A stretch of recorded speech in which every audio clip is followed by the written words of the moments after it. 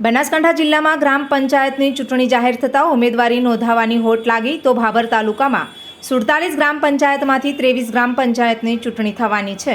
ગ્રામ પંચાયતની ચૂંટણી જાહેર થતાં રાજકીય ગતિવિધિઓ વધી। ભાભર તાલુકાના તનવાડા, આબાળા, અબાસણા, અસણા, બરવાલા, બેડા, ભીમબોરડી, બોડાલિયા, ચીખોદરા, દેવકાપડી, કારેલા, ખારીપાલડી, ચેમ્બુરા, નવા ચેમ્બુઆ, જૂના, તેતરવા, વડાણા, વડપગ, જાસનવાડા, ખડોસણ, ચાતરા, મેપુરા, સણવા, લાડુલા કુલ 23 ગ્રામ પંચાયતની સ્થાનિક સ્વરાજ્યની ચૂંટણી જાહેર। આજે 9/6/2025ના સરપંચની ઉમેદવારી નોંધાવવા આ અંતિમ દિવસે 86 ફોર્મ ભરાયા। કુલ સરપંચ માટે 110 ઉમેદવારોએ ઉમેદવારી નોંધાવી।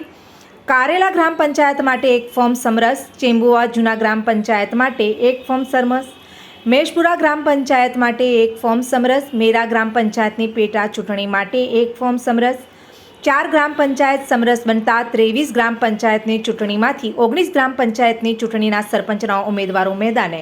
ફોર્મ ચકાસણી 10/6/2025ના હાથ ધરાશે।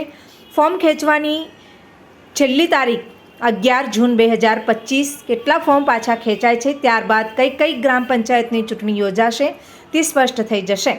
હાલ ગ્રામ પંચાયતની ચૂંટણીનો રંગ જામ્યો છે। ગ્રામ પંચાયત સમરસ બનાવવા ઉમેદવારી પાછી ખેંચાવાના કાવાદાવા ચાલી રહ્યા છે। ગ્રામ પંચાયત સામાન્ય ચૂંટણી યોજવામાં 8 ચૂંટણી અધિકારીની નિમણૂક કરવામાં આવી હતી।